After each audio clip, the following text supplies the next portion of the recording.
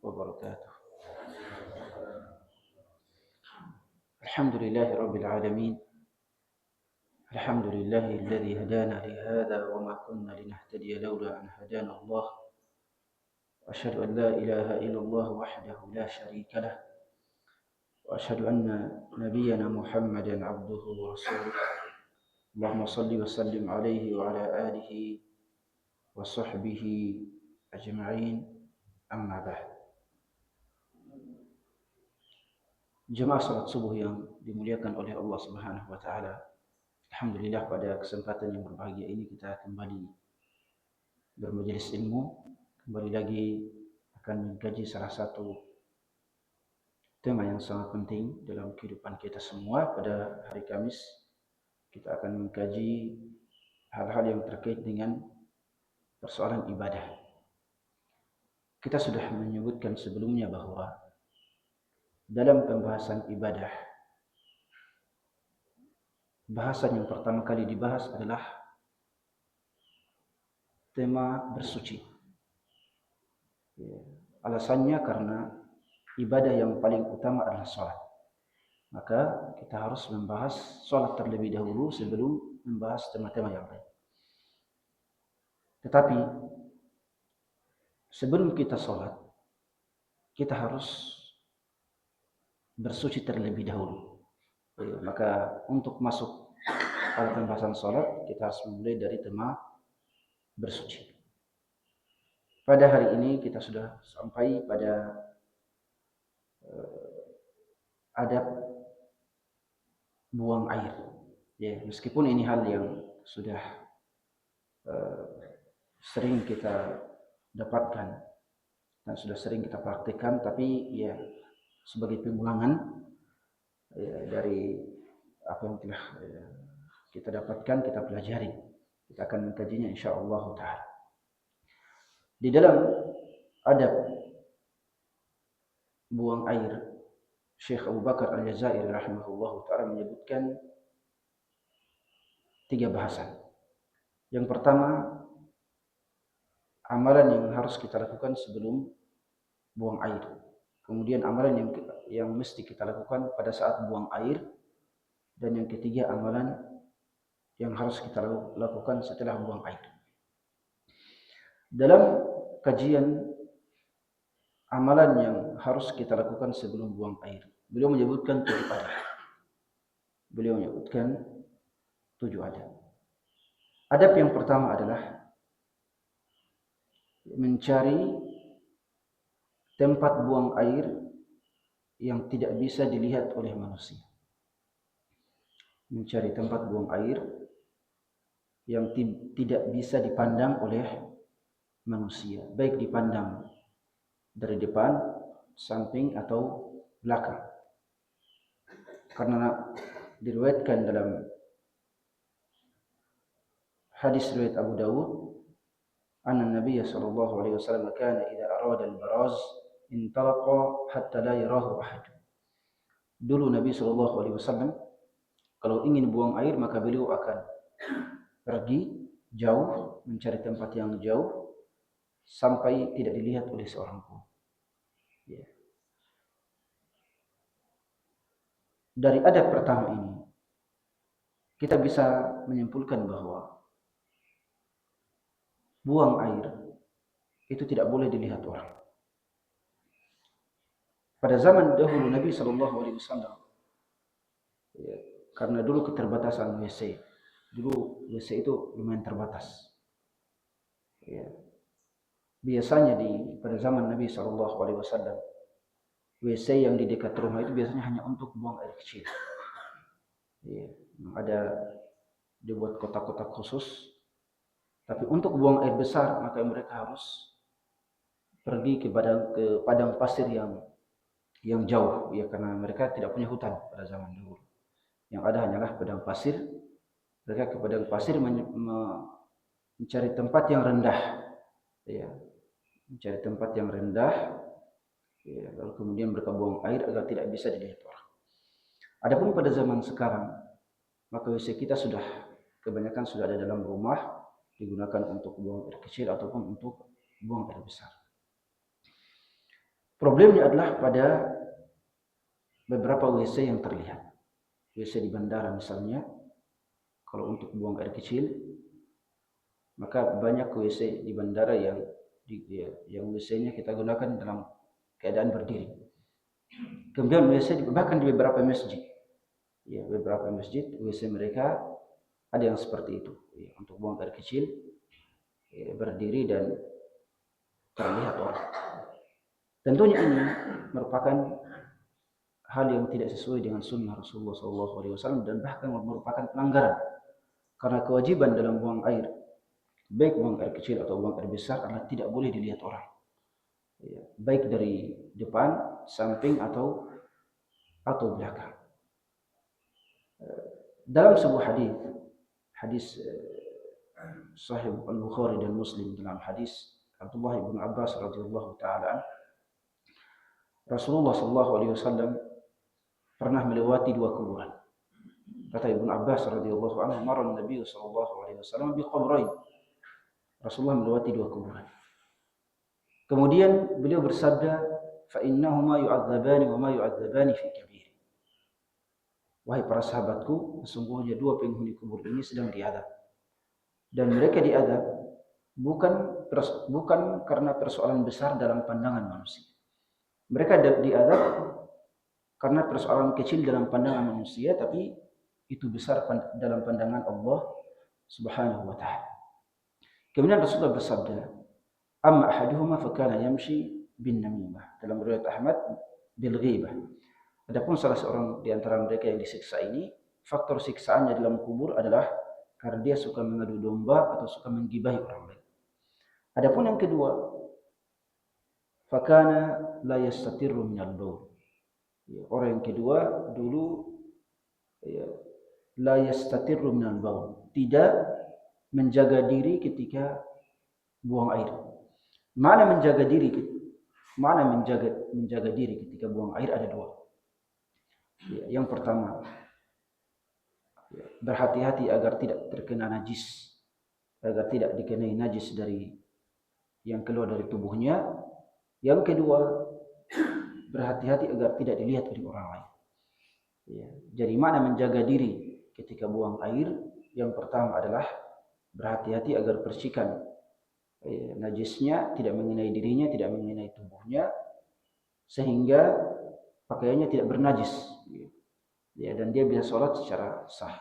Adapun yang kedua adalah makna menjaga diri, artinya tidak dilihat oleh orang lain, sebagaimana amalan Rasulullah. Kalau beliau buang air tidak dilihat oleh orang lain. Jadi apa yang dilakukan oleh sebagian masyarakat kita, bahkan WC yang kita bisa lihat walaupun dari belakang, orang yang buang air kita bisa lihat dari belakang, itu merupakan pelanggaran. Dan itu menjadi salah satu faktor yang bisa mengancam seseorang untuk diadab dalam kuburnya. Baik. Lalu bagaimana batasan tinggi WC yang tidak bisa dilihat orang? Batasan tinggi WC yang tidak bisa dilihat orang. Batasan WC yang tidak bisa dilihat orang, atau batasan tinggi WC yang harus ada adalah ketika dia buang air, auratnya tidak terlihat. Ketika dia buang air, auratnya tidak boleh terlihat. Bisa saja misalnya tingginya setinggi pinggang. Jadi WC meskipun tidak sampai tertutup semua, yang penting ketika dia buang air, auratnya tidak bisa dilihat orang. Walaupun mungkin cuma kepalanya yang muncul, kepalanya terlihat atau bagian atasnya terlihat, yang penting auratnya tidak terlihat. Itulah batasan tinggi WC yang seharusnya. Tapi kalau seandainya tertutup semuanya itu lebih bagus. Tapi kalau seandainya tidak, maka minimal auratnya tidak terlihat ketika dia buang air, atau minimal bagian bawah tubuhnya, baik dari belakang, samping atau depan, tidak terlihat ketika dia buang air. Kapan itu terlihat? Maka itu merupakan sebuah dosa, dan meskipun dari belakang, itu merupakan sebuah dosa dan sudah ada ancamannya dalam hadis Ibnu Abbas dalam Sahih Bukhari dan Muslim yang kita sebutkan tadi, bahwa itu merupakan bagian dari, itu merupakan amalan yang bisa menyebabkan adanya azab kubur. Kemudian adab yang kedua adalah tidak masuk ke WC dengan membawa benda-benda yang bertuliskan Al-Quran ataupun nama-nama Allah Subhanahu wa Ta'ala. Ini merupakan adab karena Rasulullah SAW ketika masuk WC maka beliau membuka cincinnya. Anhu sallallahu alaihi wasallam labisa khataman naqshuhu Muhammadun Rasulullah wa kana idza dakhala al-khala'a wad'ah. Rasulullah sallallahu alaihi wasallam kalau masuk WC beliau membuka cincinnya yang bertuliskan Muhammad Rasulullah. Muhammad Rasulullah. Beliau membukanya lalu kemudian masuk WC. Hanya saja hadis ini diperselisihkan oleh para ulama. Hadis ini diperselisihkan oleh para ulama. Hadis apakah ia hadis sahih atau bukan hadis sahih. Yang paling benar adalah bahwa Rasulullah tidak membuka cincinnya ketika beliau masuk WC. Jadi beliau tidak membuka cincinnya Muhammadur Rasulullah yang bertuliskan Muhammad Rasulullah ketika masuk WC. Alasannya, beliau tidak membuka cincin ketika masuk WC. Beliau membuka cincin karena ada, meskipun ada tulisan Muhammad Rasulullah, beliau tidak membukanya karena itu menyulitkan. Setiap kita masuk WC kita buka cincin, itu menyulitkan. Maka itu, maka hadis yang sahih bahwa beliau masuk WC tidak membuka cincin. Itu hadis yang sahih. Kemudian apa hukumnya kalau misalnya ada orang yang pakaiannya bertuliskan la ilaha illallah atau Allah kemudian masuk WC, para ulama mengatakan hukumnya makruh tidak haram, kecuali pada benda yang kita kesulitan. Kalau setiap kali kita masuk WC kita buka, itu kita akan kesulitan.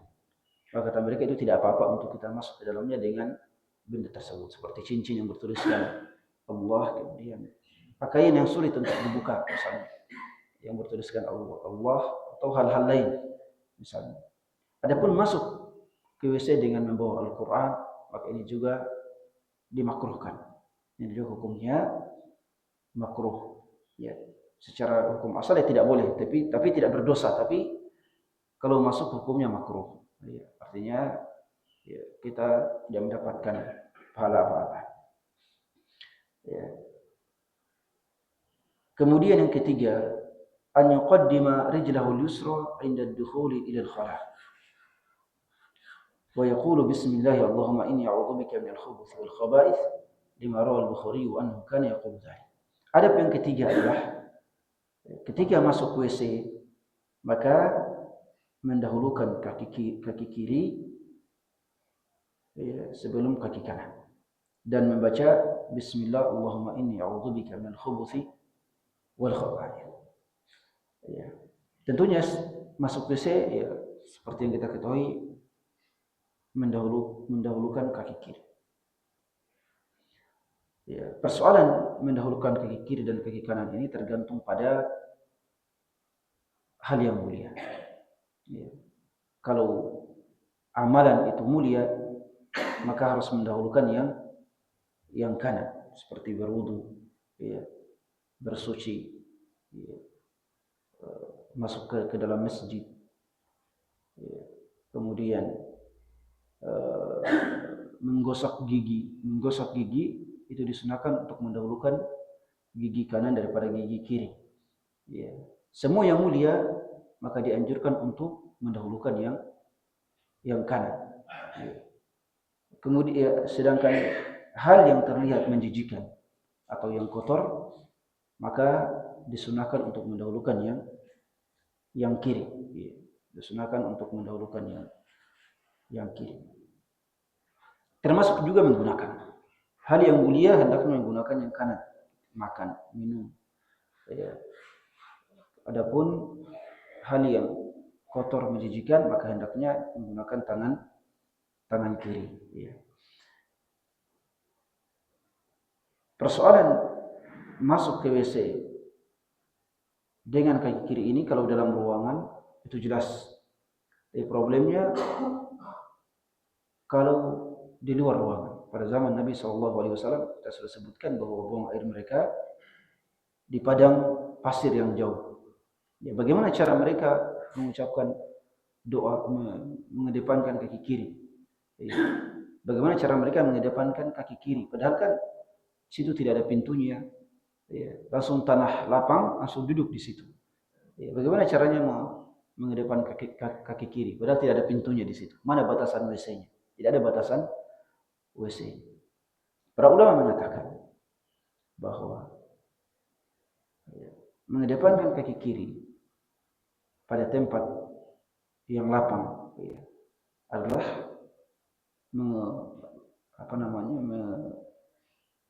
mengedepankan kaki kiri ketika akan duduk.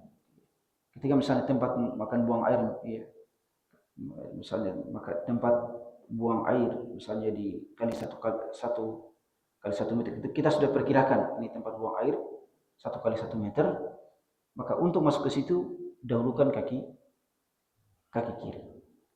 Dan ini ya kadang juga mesti diketahui karena kadang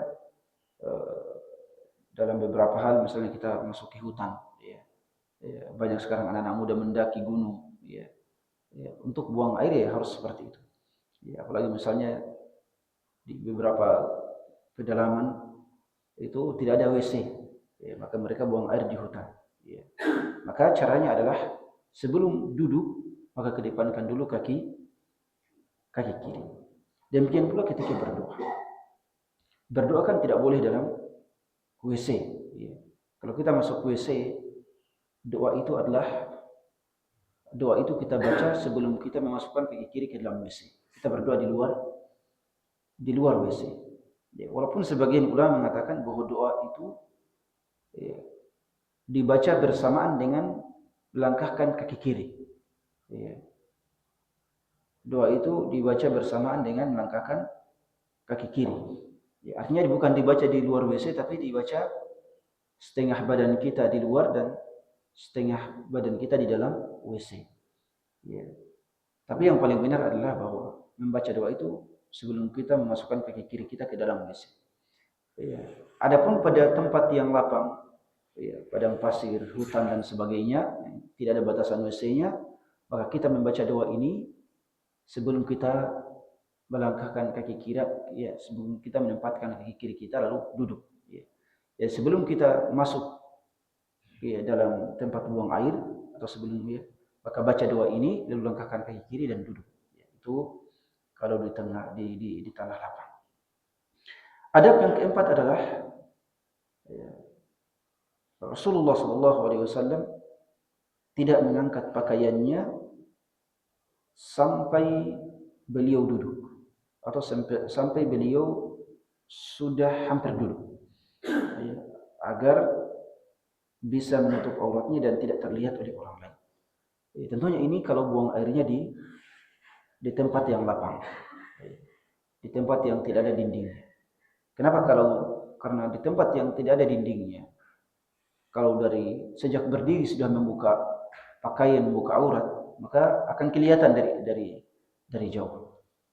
Akan kelihatan dari jauh karena mereka buang airnya di tempat yang agak rendah dan di padang pasir yang tidak ada dindingnya.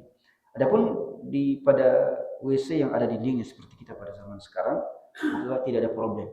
Sekadar masuk WC sudah bisa membuka aurat, karena tidak ada yang melihat, tidak ada yang melihat. Dan saya teringat dengan pembahasan salah seorang ustaz terkait dengan hammam. Terkait dengan hammam pada masa dahulu, WC itu kan dalam bahasa Arabnya sekarang hammam. Hammam pada masa dahulu artinya bukan WC. Hammam pada masa dahulu maknanya adalah tempat pemandian uap. Ya, tempat pemandian uap panas. Ya. Dan dalam bahasa fikih, dalam buku-buku klasik, disebutkan la yajuzu kashful aurah inda dukhulil hammam. Ya. Mereka mengatakan tidak boleh membuka aurat, memperlihatkan aurat, atau tidak boleh membuka aurat ketika masuk hammam. Ya. Hammam yang dimaksud bukan WC zaman sekarang. Ya. Tapi hammam yang dimaksud adalah tempat pemandian uap yang di situ banyak orang. Ya. Itu mana? Tapi ada ustadz yang kemudian pada zaman sekarang menerjemahkan, dia mengatakan tidak boleh membuka aurat pada saat masuk hammam, dalam artian tidak boleh membuka aurat pada saat masuk WC. Ya, itu kan problem itu kalau tidak bisa membuka aurat ketika masuk WC. Ya. Ya, itu terjemahan yang salah, Jadi yang benar adalah tidak boleh membuka aurat ketika masuk pemandian air panas yang di situ banyak orang. Pemandian air panas kan banyak orang. Ya. Adapun ketika masuk WC maka tetap ya, dibolehkan untuk membuka aurat, bahkan ya, tidak boleh tidak membuka aurat untuk buang air. Ya, dan kita sudah katakan bahwa pada WC kita sekarang yang ya, terhalangi oleh dinding dalam ruangan, sejak kita masuk sudah bisa kita membuka aurat. Ya, adapun di tanah lapang, ya, maka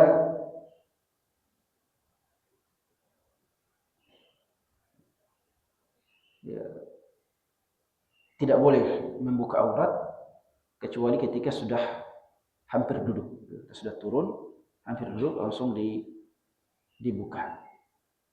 Kemudian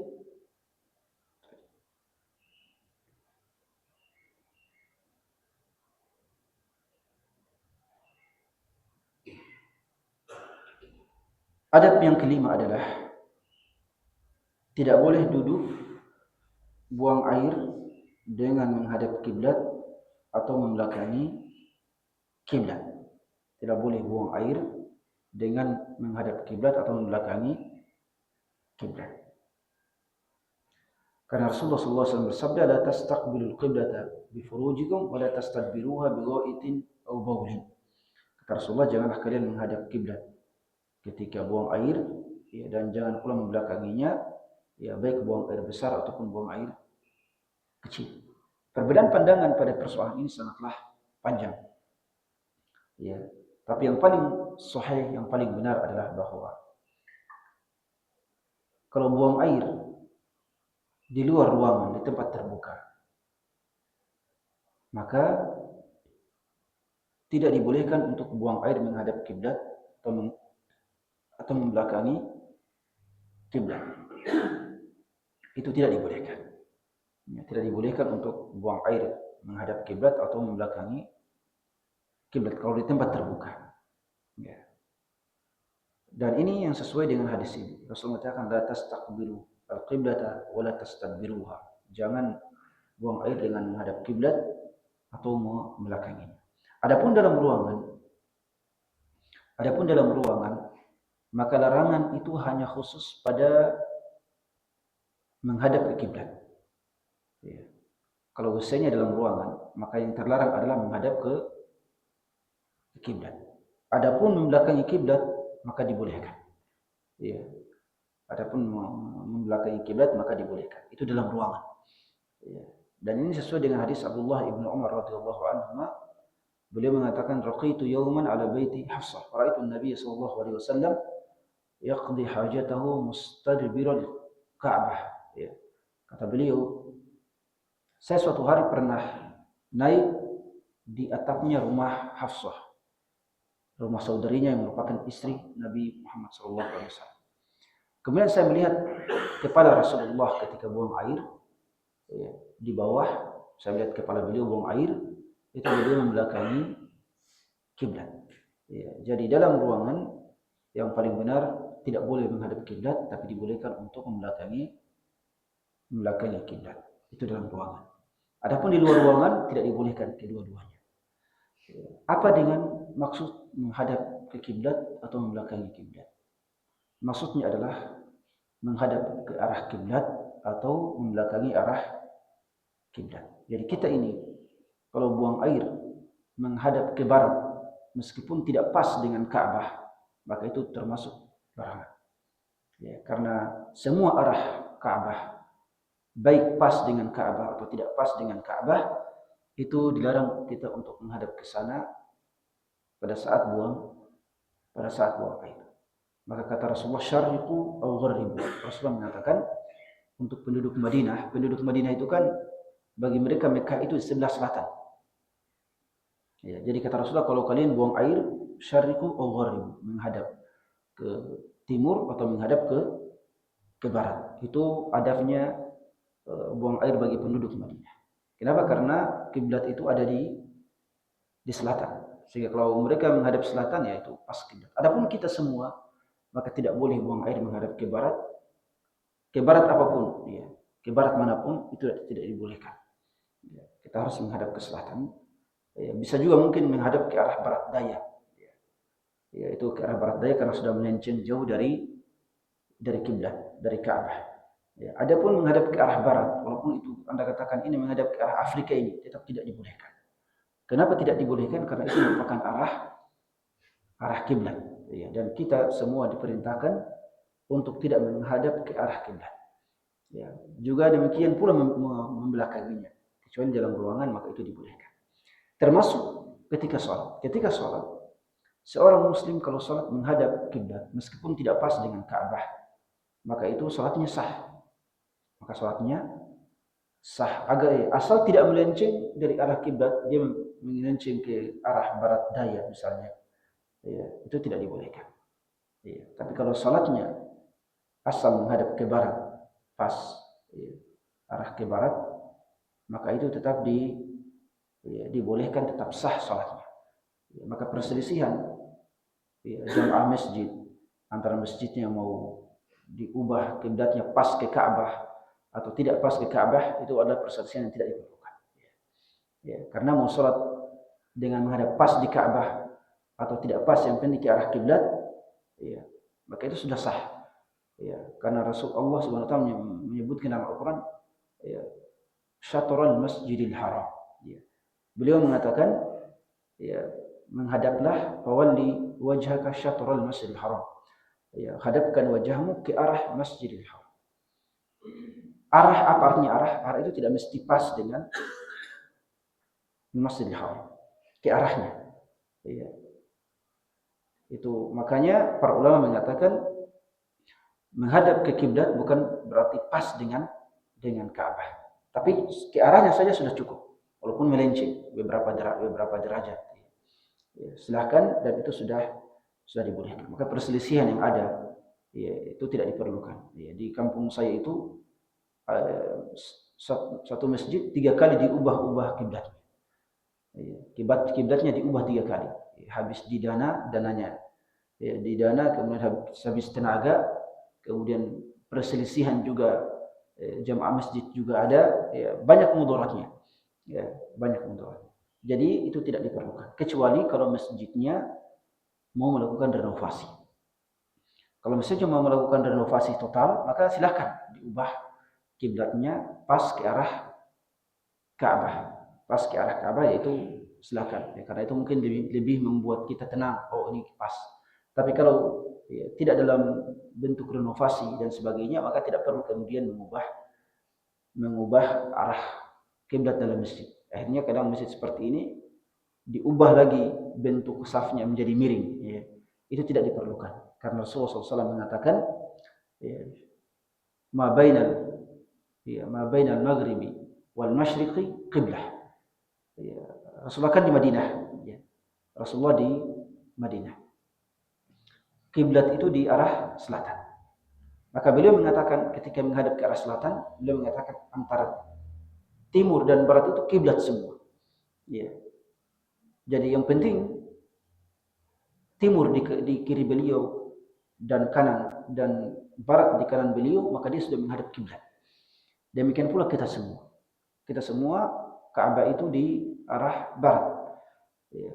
Maka kita ini yang penting selatan di kiri kita dan utara di kanan kita, itu sudah kita menghadap ke arah ke arah kiblat. Itu sudah sah salatnya. Ya. Kemudian adab yang keenam adalah tidak boleh buang air di tempat berteduhnya manusia, atau di jalan, atau di tempat pengambilan air, atau di bawah pohon yang berbuah. Ya. Rasulullah SAW bersabda, ittaqul mala'ina thalatha, al-baraza fil mawaridi wa qari'atit tariq wa dhil. Rasulullah mengatakan dalam hadis riwayat Abu Dawud, ya, waspadalah dari 3 amalan yang bisa mendatangkan laknat. Yang pertama, buang air,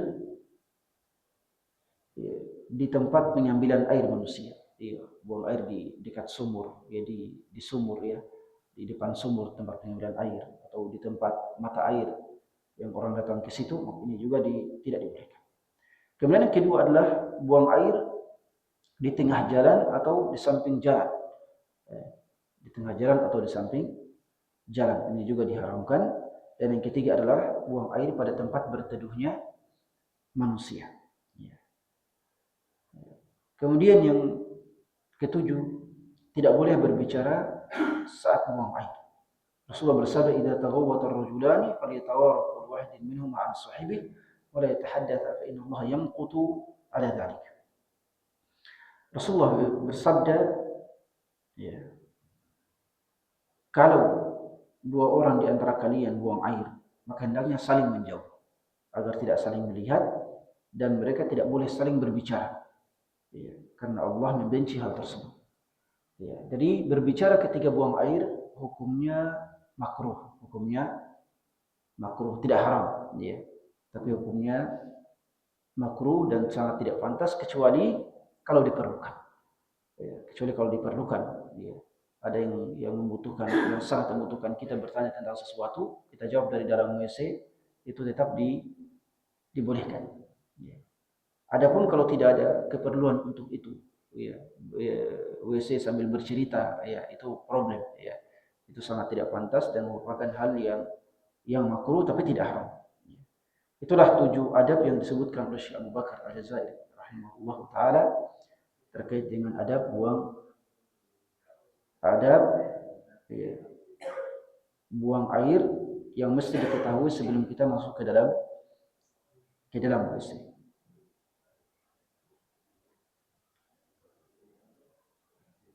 Baik, saya kira sampai demikian, ya.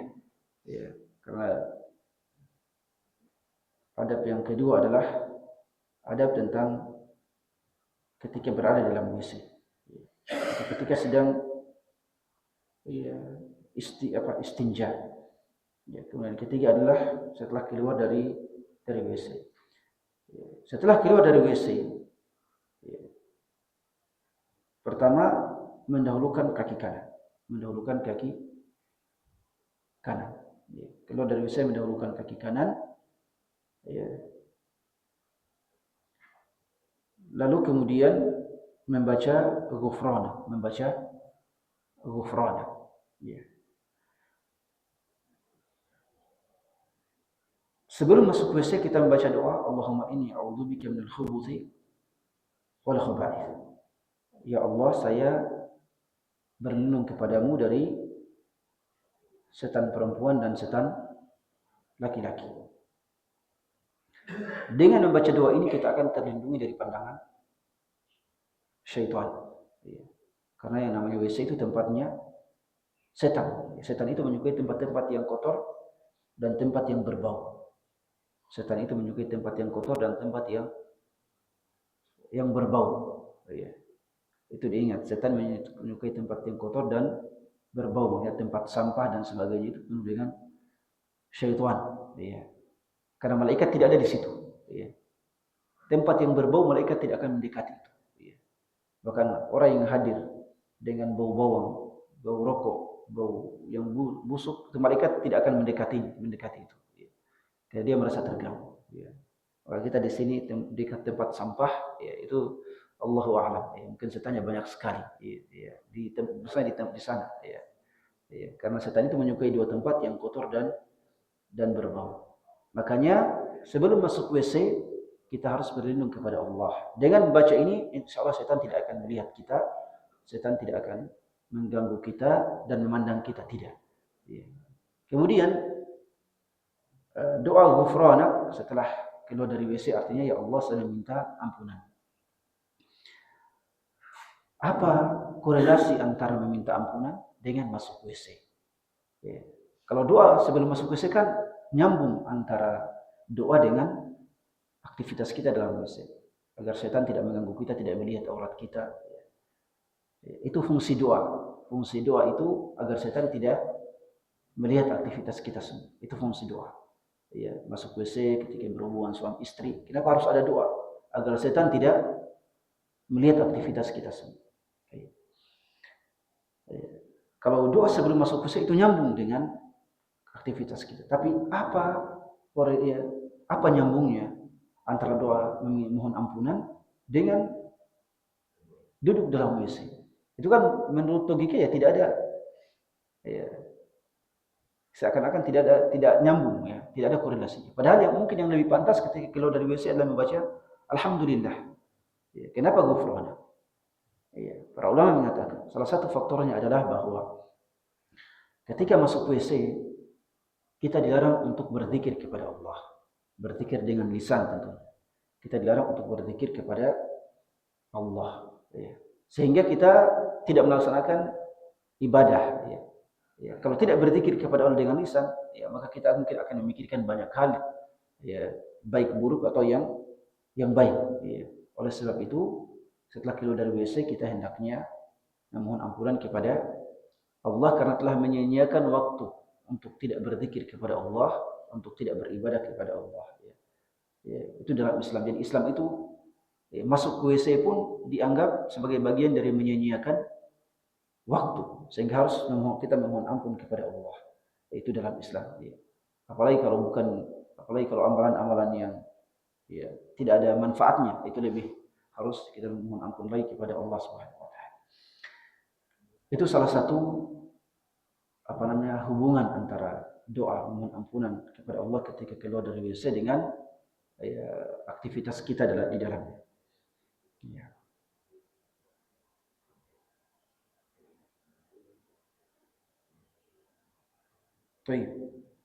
Ada doa yang disebutkan oleh para ulama bahwa doa keluar dari WC adalah alhamdulillahilladzi adhaba 'anni al-adha wa 'afani. Segala puji bagi Allah yang telah mensucikan diriku. Maka ini doa yang tidak sahih, doa yang tidak sahih. Doa yang sahih ketika keluar dari WC adalah ghufranak. Saya kira demikian. Kita akan lanjutkan pada kesempatan yang lain insyaallah taala pada adab ketika saat buang air. Pada saat istinja apa saja adab-adabnya. Ya.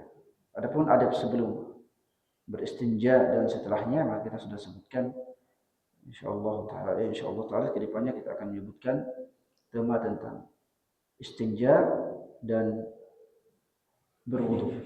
Barakallahu fikum wa jazakumullah khair. Adapun pada hari Senin kita akan mengkaji terkait persoalan akidah dan seterusnya, ada juga akhlak. Barakallahu fikum wa jazakumullah khair. Kalau ada pertanyaan maka dipersilakan. Ya.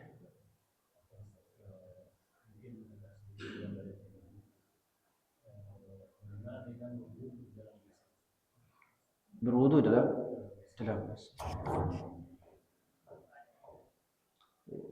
tentunya adabnya adalah kalau berwudu maka hendaknya menjauh dari tempat buang air.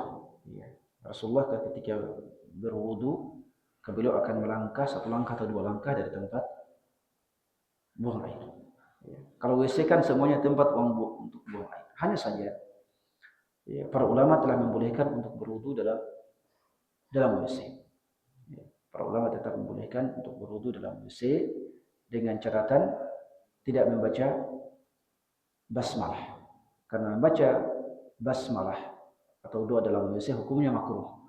Ya, membaca basmalah atau doa dalam WC hukumnya makruh. Maka ya silakan baca basmalah di luar baru berwudu. Ya. Atau tidak membaca basmalah, karena basmalah sebelum berwudu hukumnya sunnah dan bukan wajib. Ya. Basmalah sebelum berwudu hukumnya sunnah dan bukan wajib. Maka tetap dibolehkan ya, untuk berwudu di dalam WC. Apalagi kalau WC-nya luas ya, maka silakan ya, berwudu di dalam WC, tidak ada problem insya Allah. Meskipun yang lebih utama adalah kalau wudunya di luar WC. Ya.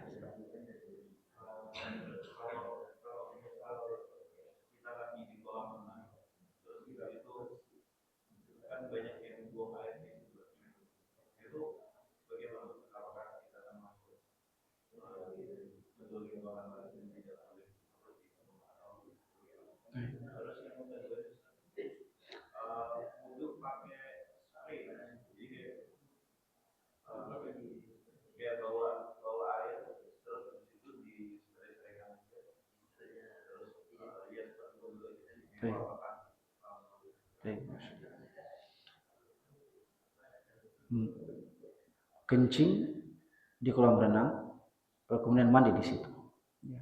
Telah ada larangannya dari Rasulullah SAW. Ada larangan Rasulullah dalam hadis Bukhari dan Muslim bahwa beliau bersabda, la yabulanna ahadukum fil ma'in da'im alladhi yajri thumma yaghtasilu fihi. Tidak boleh, kata Rasulullah, sekali-kali tidak dibolehkan untuk buang air kencing di air yang tidak mengalir, lalu kemudian mandi di situ. Jadi telah ada larangannya dari Nabi kita Muhammad SAW. Jelas ya, jadi tidak dibolehkan. Dan ini larangan ini khusus pada air yang tidak mengalir. Kolam itu kan tidak mengalir. Kalau buang air ya itu baru kita mandi di situ. Itu problem itu ya. Problem nanti kita entah buang air kita nanti bercampur ya, sudah mengenai siapa, mengenai diri kita, mengenai orang lain dan sebagainya. Jelas ya?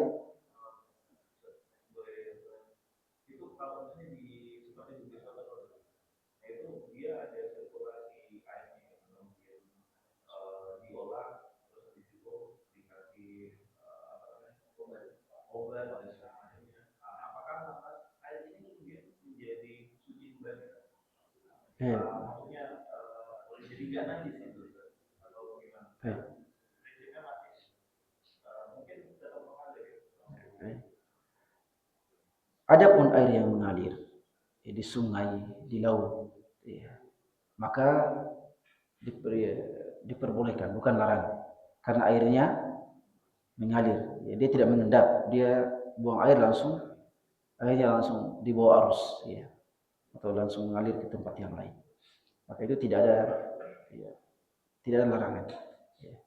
Adapun di tempat yang airnya tidak bergerak, maka itu dilarang. Maka itu dilarang untuk buang air di situ. Jelas ya? Baik. Apakah airnya suci? Itu lain lagi.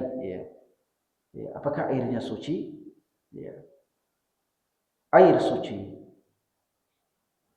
itu tergantung pada ukuran 2 kullah. 2 kullah itu mungkin hampir 200 liter. Tapi kalau air kolam, kalau air kolamnya memang luas, maka kalau buang airnya tidak mengubah sifat airnya. Kalau buang air itu, kencing itu tidak mengubah sifat air. Dalam artian kolam itu tidak berbau air kencing, kemudian warnanya juga tidak berubah menjadi warna air kencing, maka air kolam itu tetap suci.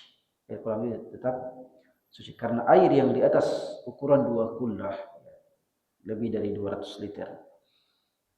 Air itu kalau dimasuki najis, maka dia tidak menjadi najis, kecuali kalau salah satu sifatnya berubah. Rasulullah SAW mengatakan, innal ma'a la yunjisuhu syai'un illa idza taghayyara rihuhu aw ta'muhu aw launuhu. Bahwa air, kata para ulama, kalau sudah sampai lebih dari 2 kullah dimasuki najis, maka dia tidak menjadi najis kecuali kalau salah satu sifat airnya berubah, warnanya berubah menjadi warna seperti najis, kemudian baunya berubah menjadi bau najis, kemudian rasanya berubah menjadi rasa najis. Jelas ya? Ya. Jadi airnya tidak serta-merta menjadi najis. Ya.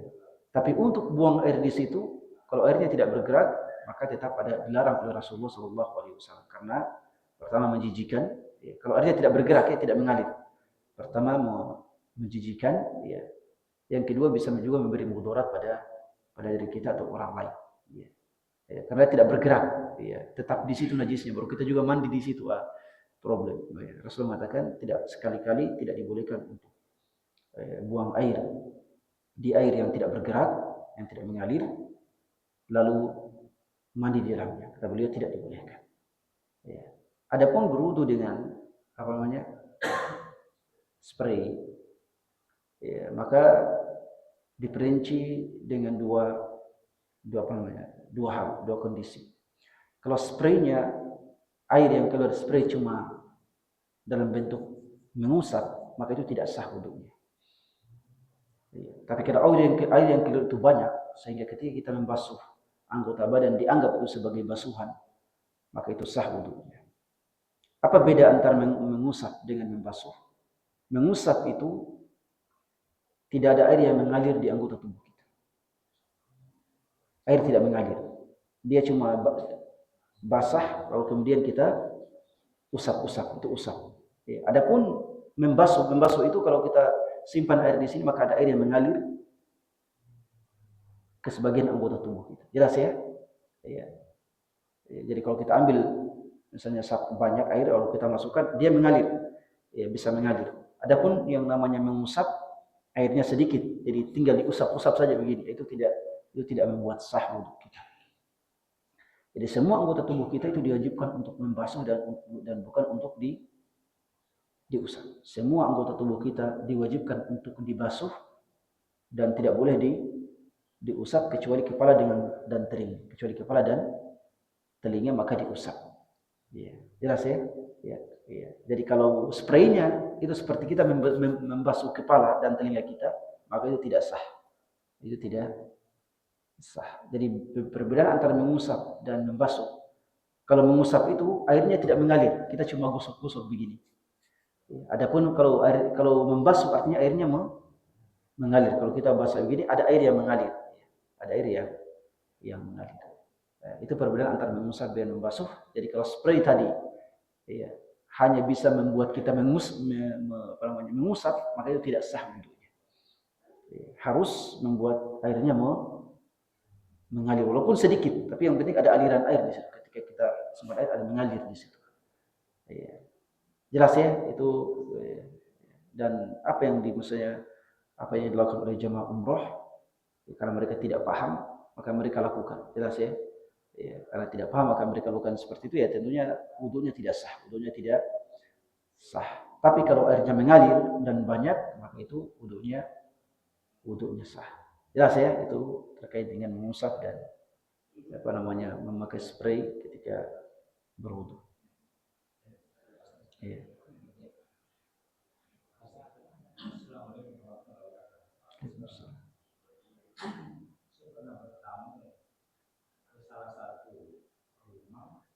Membuang air besar, bilang biasanya menghadap ke kiblat. Jadi saya siasati, saya memiringkan badan buang air besar ini. Bagaimana tentang hal ini, Pak? Iya, ya memang harus demikian. Ya, ketika WC menghadap kiblat, maka kita lebih utama memiringkan badan ke arah timur atau ke arah selatan atau ke arah utara. Tapi kalau membelakanginya juga ya dibolehkan. Membelakangi kiblat dalam ruangan itu tetap dibolehkan, sebagaimana tadi amalan Rasulullah SAW di rumah istrinya Hafsah ketika dilihat oleh Ibnu Umar radhiyallahu anhu, bahwa beliau mengatakan saya menaiki rumah Hafsah dan kemudian melihat Rasulullah tentunya bagian atas tubuhnya buang air dengan menghadap dengan membelakangi kiblat. Jadi di dalam ruangan dibolehkan untuk buang air membelakangi kiblat. Atau kalau mau lebih tenang, nyaman, mau lebih tenang silahkan beringkan tubuh kita untuk menghadap ke selatan atau ke utara, dan itu yang seharusnya kita lakukan. Ya. Iya, dan tidak boleh menghadap ke arah kiblat. Ya. Hadapnya buang air kecil, hadap masyarakat itu prakteknya hanya diduduki kaki tumit begini kaki. Yang mana benar apakah ini atau duduk begini?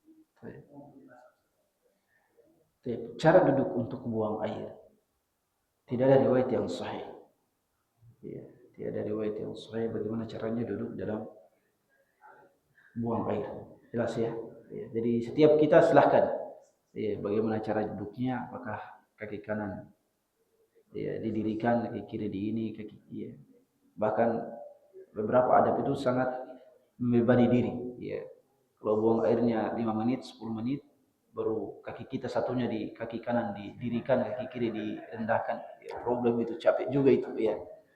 Ya, jadi tidak ada hadis yang sahih yang menggambarkan tentang tata cara duduk dalam buang air. Ya. Tentunya cara duduk buang air jongkok itu lebih utama daripada duduk. Ya. Lebih utama daripada duduk. Ya. Kalau duduk ya silakan. Ya, kalau diperlukan dan sebagainya. Ya. Ya. Jadi tidak ada adab yang khusus, tidak ada cara duduk yang khusus. Ya. Ya. Dan juga Imam Al-Ghazali rahimahullah dalam Al-Ihya, dalam Ihya Ulumuddin, menyebutkan riwayat dari Ibnu Abbas radhiyallahu anhu. Ya, dan juga sekarang mungkin beberapa dai itu menyebutkan bahwa setelah buang air misalnya memasukkan jari ke lubang dubur, ya, supaya tidak ada yang tersisa, ya, ya dari kotoran. Ya. Para ulama mengatakan itu bukan sunnah dan itu merupakan hal yang sangat berlebihan. Ya, itu bukan sunnah dan itu merupakan hal yang sangat berlebihan. Ya. Ya, dan hadisnya ya mungkar, ya tidak sahih sama sekali. Ya, ya dan tidak perlu dilakukan. Ya. Termasuk juga cara duduk. Ya, termasuk cara duduk. Ya. Silakan duduk ya, yang enaknya bagaimana ya silakan, itu lebih bagus. Ya, tidak ada dalil yang sahih terkait cara duduk, terkait apa namanya hal-hal tadi yang kita sebutkan. Ya. Ya, terkait dengan apakah menutup kepala. Ya. Kalau tidak ada songkok maka kepala ditutup dengan tangannya. Ya, itu tidak diperlukan. Ya. Barakallah. Berdiri bisa berdiri. Iya.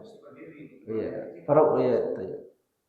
Para ulama berbeda pandangan terkait dengan berdiri pada buang air kecil. Apakah dibolehkan atau tidak? Apakah diharamkan atau tidak? Memang ada larangannya dalam beberapa hadis. La yabulanna ahadukum qa'iman. Kalian jangan kencing dalam keadaan berdiri. Tapi dalam beberapa riwayat Rasulullah SAW disebutkan dalam hadis Al-Mughirah bin Syu'bah, beliau mendapati Rasulullah kencing dalam keadaan berdiri. Ini artinya apa? Bahwa larangan kencing berdiri itu larangan yang tidak bermakna haram. Ya, larangan yang tidak bermakna haram. Ya. Karena Rasulullah kencing berdiri. Ya, Rasulullah kencing berdiri. Ya. Hanya saja bahwa kencing berdiri itu bisa dihukumi makruh. Bisa dihukumi makruh. Ya. Artinya kalau tidak diperlukan maka tidak perlu kencing berdiri. Ya. Para ulama mengatakan pada saat itu Rasulullah kencing berdiri karena tanah, ya, tanah yang beliau tempati untuk buang air itu becek, ya, ya, becek. Kalau beliau kencing berdiri dikhawatirkan percikan buang airnya akan, ya, apa namanya, akan mantul dan mengenai pakaian atau tubuhnya. Maka beliau, ya, kencing berdiri. Ya. Jadi kalau ada kebutuhan kita untuk kencing berdiri, sulit untuk duduk misalnya, sulit untuk membuka pakaian dan sebagainya, silahkan. Ya, dan itu tidak diharamkan. Ya. Itu cuma makruh, dan yang makruh itu artinya kalau dilakukan tidak berpahala, kalau ditinggalkan berpahala. Dan makruh ini kita juga tidak boleh bermudah-mudahan oh ini makruh ini. Ya. Karena sebagian juga orang apa namanya terlalu bermudah-mudahan. Dia mengatakan mencukur jenggot makruh, saya cukur saja. Ya. Merokok makruh, merokok saja. Ya. Ya, misalnya menurunkan celana di bawah mata kaki, dia mengatakan makruh, begitu, makruh saja. Maka semua amalannya makruh. Ya. Merokok, kemudian semua jenggotnya dicukur habis, kemudian isbalnya juga, maka semua yang ada di dalam dirinya makruh, tidak ada sunnahnya. Ya. Ya. Meskipun ya tentunya ini beda pendapat di kalangan para ulama terkait itu. Tapi artinya apa? Kita hendaknya berusaha untuk tidak bermudah-mudahan dalam melaksanakan, ya, dalam menjauhi yang makruh, ya, dalam melaksanakan yang makruh, ya, tidak perlu bermudah-mudahan. Jadi yang namanya makruh itu dilakukan kalau dibutuhkan,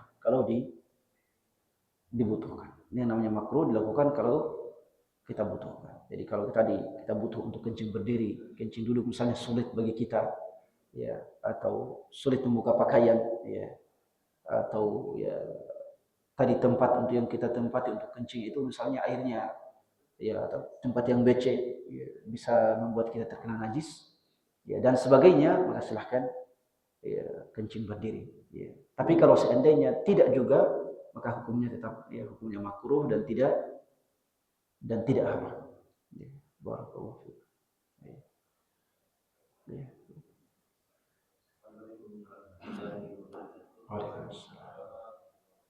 Apakah itu sah Ustaz harusnya kalau kita buat sertifikat seperti minimal 3 kali. Seperti Namanya bahwa kalau kita berdiri kita berusaha bersih.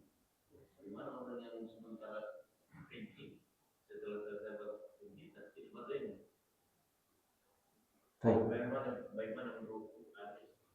Kemudian kan kalau misalnya kita buang air besar atau buang air panas saja, setelah dalam melihat kalau misalnya satu pohon besar begini atau kebun dan terpagar, kebetulan kita sama dengan istri, kita kencing, hanya kencing di kebun, apakah itu termasuk Ustaz? Tidak boleh dilihat orang lain.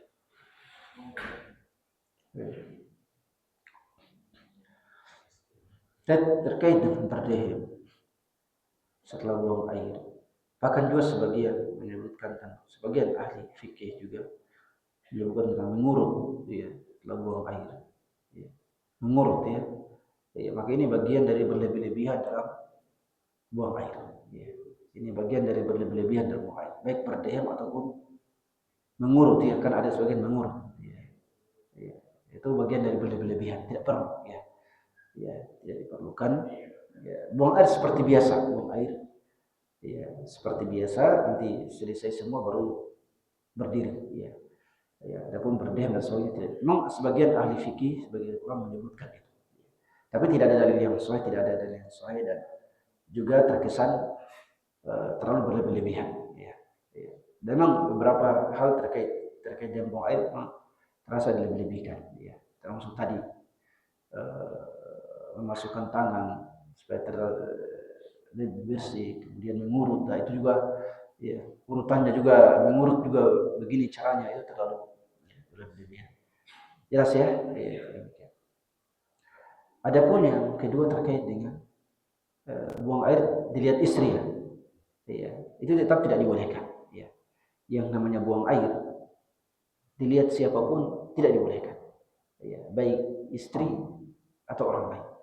Karena meskipun istri bisa melihat aurat kita, tapi buang air juga, ya, bukan hanya terkait dengan aurat, ya, tapi juga terkait dengan, ya, kondisi kita ketika buang air, ya.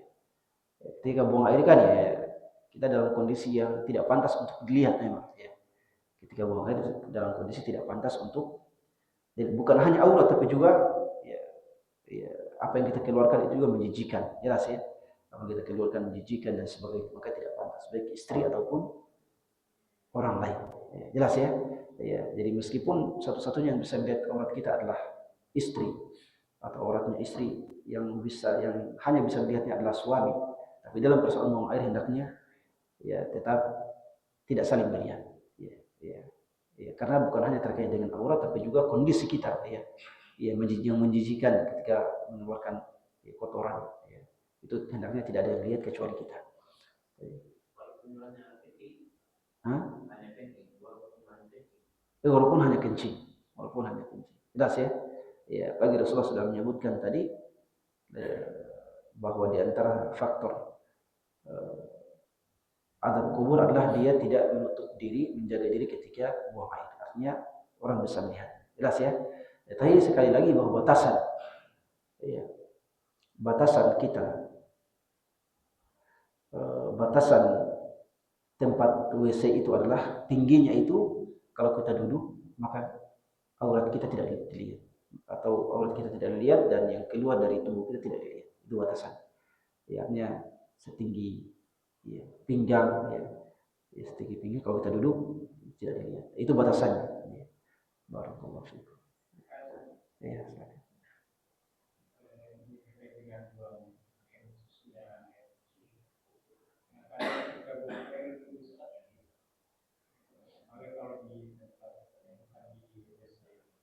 Biasa merasa harus jaga juga asapnya itu kan akan masuk najis kalau misalnya kena pakaian atau kena barang yang lain. Iya. Kemudian yang kedua, ada yang berhubung dalam hadis tadi. Pada saya dengar salah satu kajian hanya kalau membaca basmalah kedua itu bisa dalam hati saja.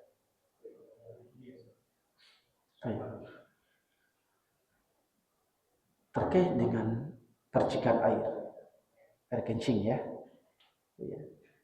Maka memang kita juga harus hati-hati. Kalau di luar WC juga harus hati-hati. Jelas ya, itu percikan air kencing.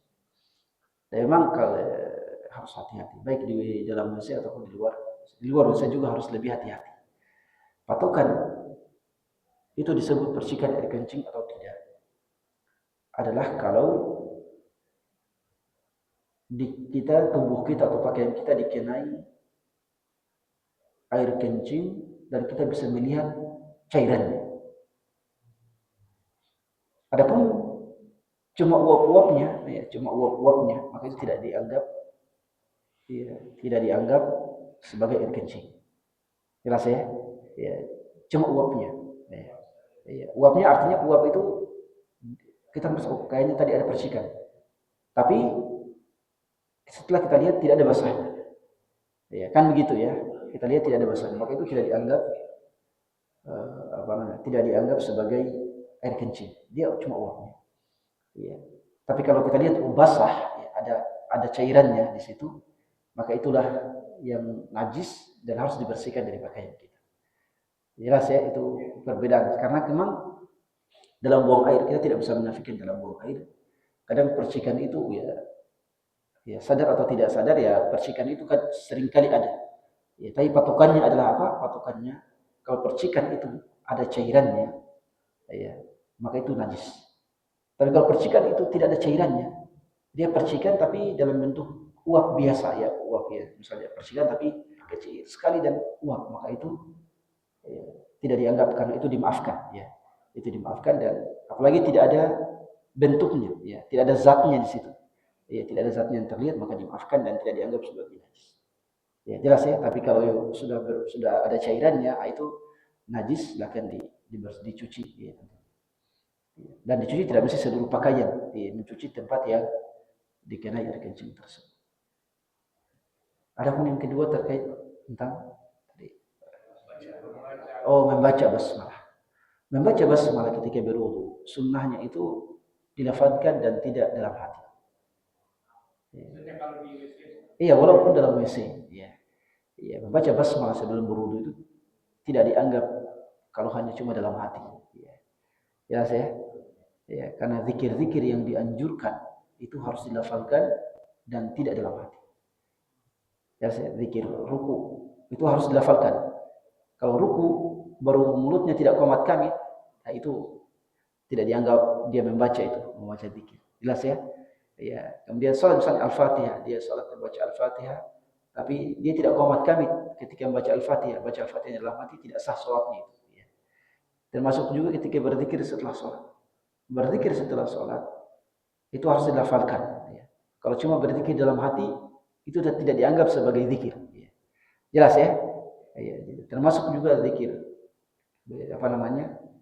Semua zikir-zikir yang dianjurkan, ya, maka itu tidak dianggap sunnah kecuali dilafalkan, ya, zikir sebelum masuk WC, setelah keluar dari WC, sebelum masuk masjid, dan ketika keluar masjid itu harus dilafalkan dan tidak cukup hanya dibaca dalam hati. Jelas ya? Ya, jadi lebih bagusnya keluar sebentar dari WC, Bismillah, kemudian masuk baru. Barakallahu fiikum. Saya kira demikian, ya, semoga apa yang kita kaji pada kesempatan ini bermanfaat. Subhanakallahumma rabbana wa bihamdik, asyhadu an la ilaha illa anta astaghfiruka wa atubu ilaik. Wa akhiru da'wana alhamdulillahi rabbil alamin. Wassalamu alaikum warahmatullahi wabarakatuh.